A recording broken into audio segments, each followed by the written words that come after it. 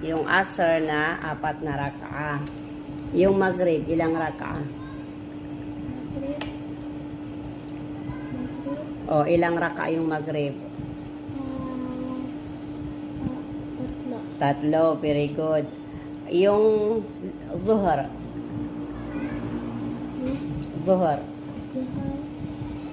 Ilang raka'a? 4, very good. Yung Aisha, ilang raka'a?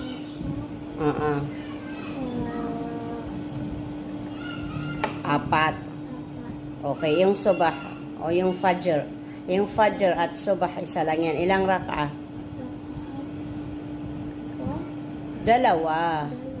Okay. So, dun tayo sa oras. Yung oras ng fajr is madaling araw. 4:30. Ngayon, 4:30. Minsan, alas 4. O minsan, alas 4:06. Alas 4:10.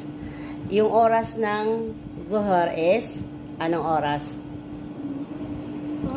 Anong oras nung, ano?